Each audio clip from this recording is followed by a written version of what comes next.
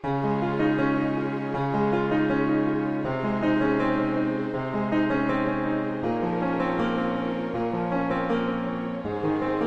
nilaglag na nga ng panganay na anak ni President Bongbong Marcos na si Sandro Marcos ang kanyang ama. Ito nga ay matapos nitong aminin sa isang interview na hindi perpekto ang kanyang ama at may mga palpak din itong desisyon. Sa kabila nito, malaki pa din daw ang tiwala ni Sandro na maaayos din kung ano man ngayon ang mga pagsubok na kinahaharap ng kanyang ama at ng ating bansa. Narito panoorin ang napuna ng ilang kilalang personalidad sa kapalpakan ni Bongbong Marcos. At ang nakikita ko po ay talagang pinaka-worst sa history ng Pilipinas ay itong administration ni Bongbong Marcos.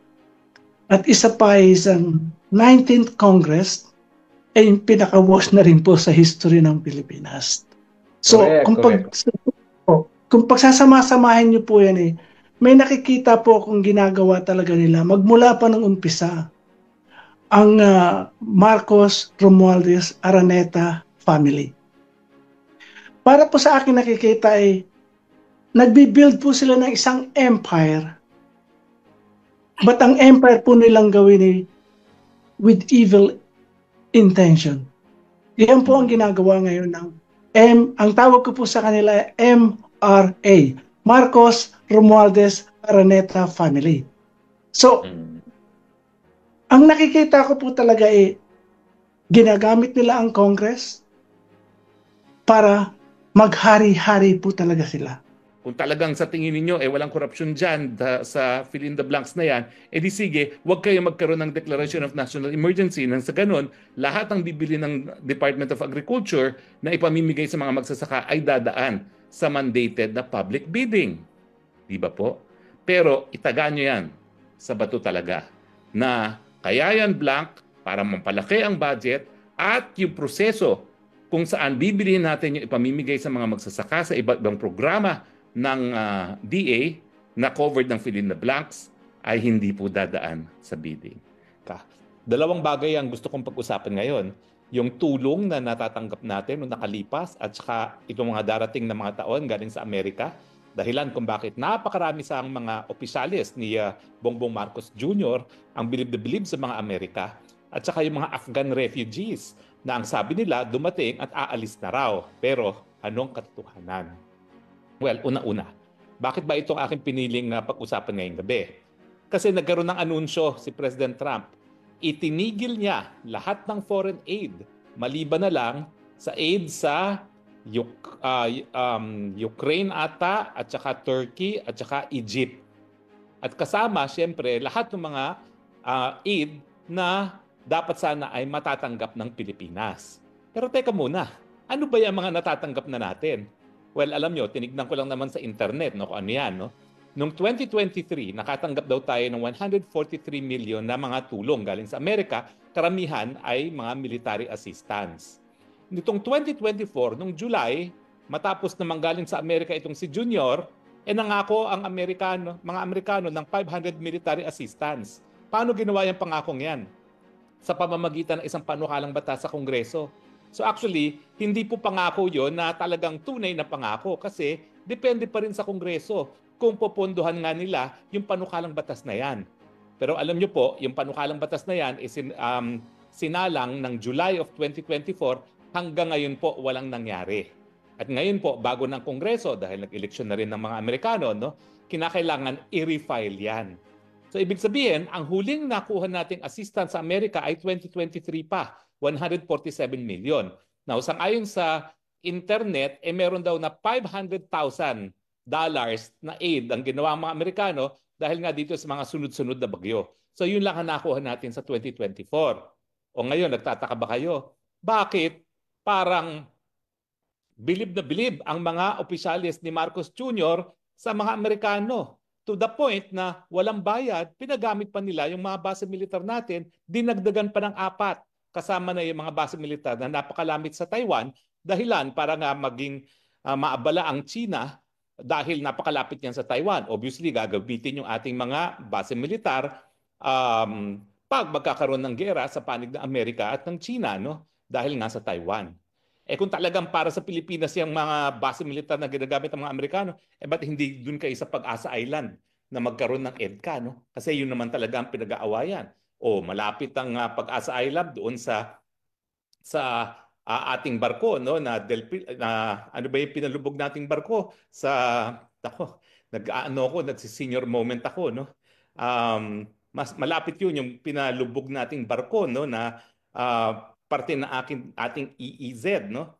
So kung talagang seryoso ang Amerikano na sasaklolo sila kapag tayo ay ginulo ng ibang bansa, particularly ng China sa West Philippine Sea, dapat dun sila sa Pag-asa nagkaroon ng base militar. Ako, hindi ako talaga tututol. Hinihimo ko pa ang Marcos administration. Doon yung ilagay ang base militar ng Pilipinas na gagamitin ng Amerika sa Pag-asa Island. Dahil doon natin kinakailangan ng rest back ng mga Amerikano. Yung lugar kung saan nag-aagawan ng island. O ayun, kikilalanin ko malaking utang na loob kung talaga naroroon ng mga base militar ng mga Amerikano. Pero ngayong malapit sila sa Taiwan, obviously, gagamitin nila yan kapag kinakailangan nila ng staging ground for attack laban sa China over Taiwan. Ulitin ko po, no? Ano ba nang pakialam natin dyan pag nagkagulo sa Taiwan, no? Alam nyo, kapag gumamit ng dahas ang China para ma-recover ang Taiwan, para ding Pilipinas na gumamit ng dahas laban sa ISIS Maute nung kinuha nila ang Marawi City. Walang kahit sinong bansa magrereklamo kapag gumamit ka ng dahas para protektahan ang iyong territorial integrity. Para hindi mabago ang iyong teritoryo. Nakasaad yan sa UN Charter na talagang may karapatan ng lahat ng bansa na protektahan ang integridad ng kanilang teritoryo. So, sa madaling salita, bokya naman talagang nakukuha natin sa Amerika. Mantakin ninyo magkano ang binibigay na tulong ng Amerika sa buong daigdig. $86 billion. O ayan. Totoo, siya ang pinakamalaking ODA or Overseas Development Assistance na mimigay ng ODA. Mas malaki pa sa China. Pero dun sa 86 billion, 147,000 ang nakuha natin noong 2023, $500,000 ang nakuha natin noong 2024. Ang nakakatawa dyan, yung 2023-2024, doon pa natin pinagamit yung 2 base militar na malapit sa Taiwan para gamitin ng Amerikano sa isang gera na wala naman tayong interes. Di ba hindi tama yon? Karamihan ng pera binibigay nila kung kani-kanino. Alam nyo ba dyan sa Turkey, may base militar dyan? Naku, bilyon-bilyon ang binabayad nila sa Turkey dahil inuupahan nila yung base militar nila. Tayo, gratis et amore. Sino ba naman kasing ay nako, nagsimula niyan yung Noynoy Aquino eh. Ibinigay na libre. Pinaalis na nga natin yan nung panahon ng aking kamag-anak na si JRS dahil yung pananatili ng mga base militar ay labag sa ating saligang batas na sinasabi na kinakailangan, yan ay sa pamamagitan ng tratado na kinikilala ng Amerika na tratado. Hindi naman nila kinikilala ang BFA man lang, hindi man lang nila rinatify sa US Senate. No? Sa kanila, executive agreement lang. Tayo, para tayong mga timang, nag-ratify sa Senado. Malaki kasi ang diferensya kapag ikaw ay isang formal na tratado at isang executive agreement lamang. Ang tratado ay may bisa ng batas. Ang executive agreement ay nagpapatupad lamang ng batas. O ano pang nangyari ngayon? Yung 147 million noong 2023 at 500,000 noong 2024, ano mangyayari sa 2025? Bokya. Itinigil lahat ng mga foreign assistance maliban na lang sa Ukraine, sa Israel ata, at saka sa, hindi ko nga alam kung pati Ukraine kasama no? Pero ang alam kong naalala ko talaga ay Turkey at saka Egypt, no? Hindi ko alam kung parang, anyway, mamaya check ko yan, no? Pero tinigil po lahat-lahat yan. Bokya ngayon ang aasahan ng Pilipinas. O ano, kayong mga Pilipinong mas Amerikano pa sa mga Amerikano, anong nahita nyo ngayon kay Uncle Sam? Wale! Wale kayong nahihita. O ngayon, ano pang sasabihin ninyo? Sunod-sunuran pa rin kayo sa mga Uncle Sam ninyo. Ay, naku talaga kayo. Buksan ang mga mata. Tayo mga Pilipino lamang ang dapat tumayo sa ating 2 paa. Kung tayo magkakaroon ng lakas para maprotektahan ang ating teritoryo, tayo lamang ang magpoprotekta ng ating teritoryo. Nakikisausaw lang naman ng mga Amerikano dyan kung yan ay isang ayon sa kanilang interes. O bakit? Ni minsan ba tumayo sila at talagang pinigilan nila ang China nung inagaw nila ang mga isla natin. Ilang beses nang nawala na tayo ng isla. Di naman sumasaklolo ang Amerikano. Nawala sa atin Mischief Reef, nawala sa atin Scarborough Shoal. Wala namang ginagawa ang mga Amerikano. Ngayon, ang prediction ko itong barko natin, ako talaga nagsi-senior moment ako. Bakit hindi ko maalala yung pangalan ng barko natin? Sierra Madre, ayan, naalala ko na. Yung Sierra Madre natin, o sa Ayungin, ayan, naalala ko na. Kapag yan ay tinanggal ng China, wala rin gagawin ng mga Amerikano. Bakit? Wala naman silang mahihita dyan.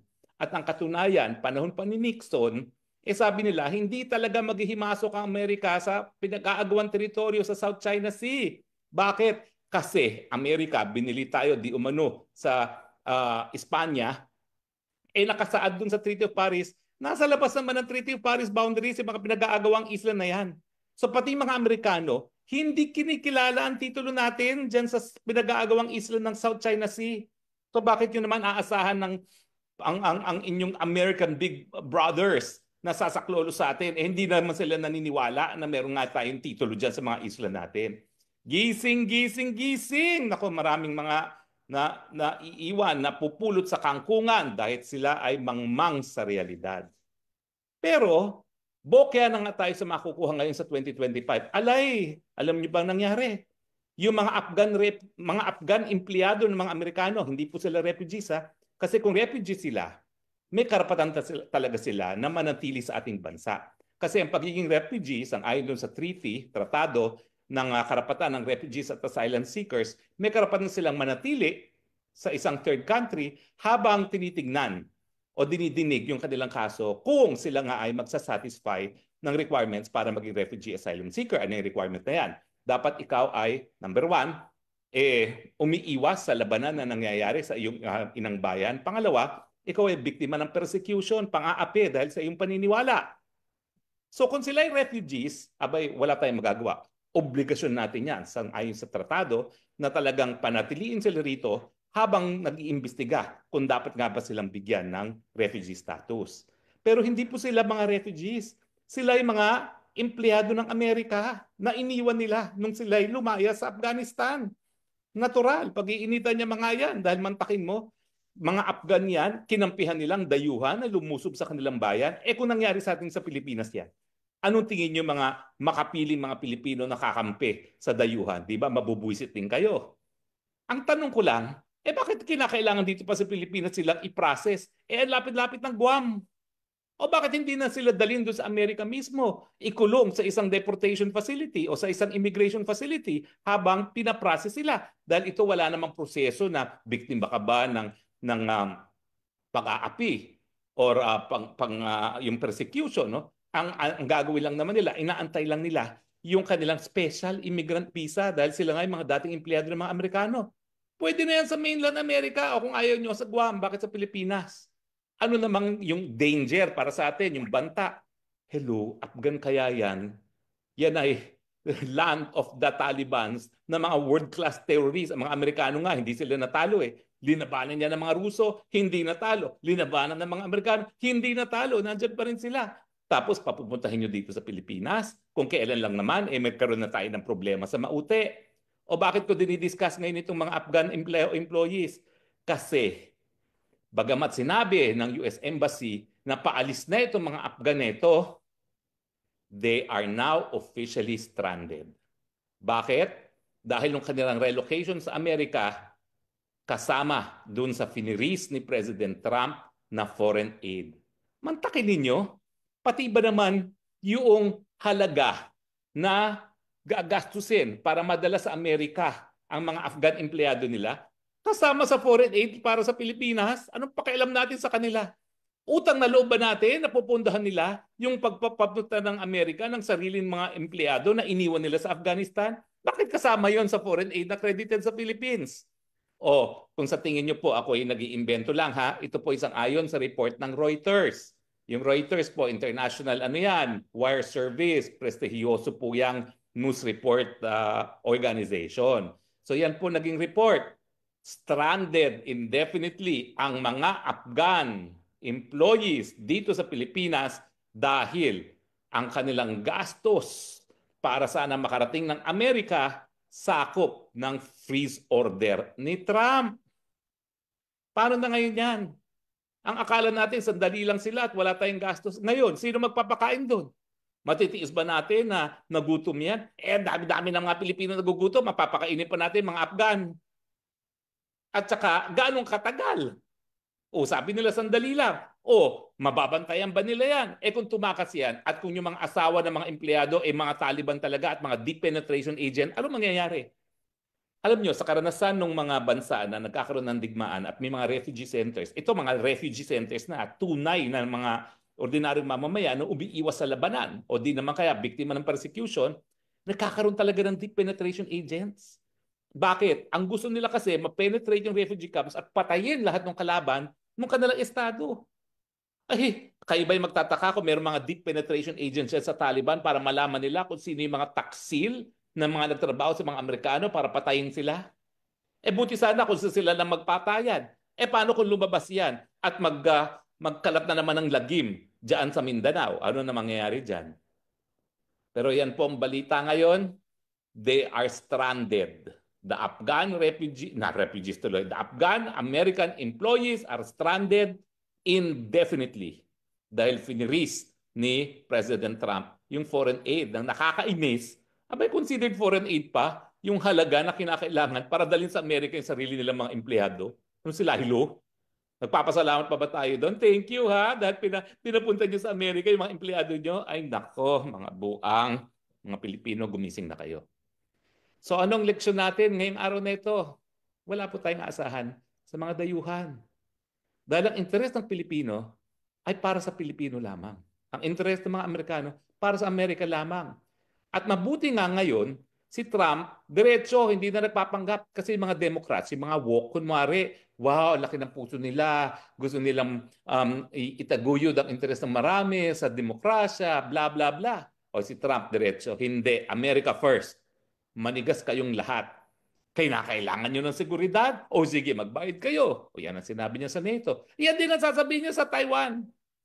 So yung mga nag-aakala kasama na si Bongbong Marcos, na importante pa rin ang Pilipinas kay Trump dahil kailangan nilang base militar laban sa China. Pag nagkaroon ng labanan sa Taiwan, think again, walang pakialam dyan si Trump. America first muna siya.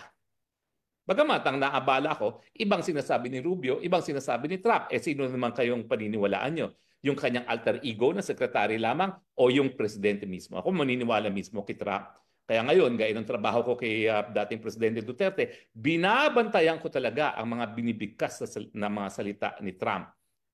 At ang kanyang mensahe, bagamat wala pa siyang binabangkit tungkol sa Pilipinas, wala kayong aasahan dahil ako, aayusin ko muna ang kapakanan ng aking mga kababayan doon sa Amerika. Bahala kayo sa inyong mga buhay. Kaya, tanggapin po natin ang hamon. Huwag na tayo magpaninlang na kinakailangan tayong tulungan sa Amerika dahil tutulungan nila tayo pag tayo po ay linusob. Bakit? Sino bang kalaban natin? Katagal-tagal na nating kapitbansa ang China, ni minsan di naman tayo nagkaroon ng digmaan. Meron nga tayong sigalot, pero sa ating saligang batas at saka sa UN Charter, pinagbabawal naman ng gera, kinakailangan mapayapang usapin. Kaya lang naman nagkakagera, si Marcos Jr., alam niya na susuportahan siya ng Amerikano dahil kinakailangan niya magbase militar. Well, tapos na maliligayang araw mo. Kaya nga, Marcos Jr., baka bilang na rin ang iyong araw dahil wala na yung nagre-rest back sa iyo na President Biden. So anyway, maraming salamat po ha.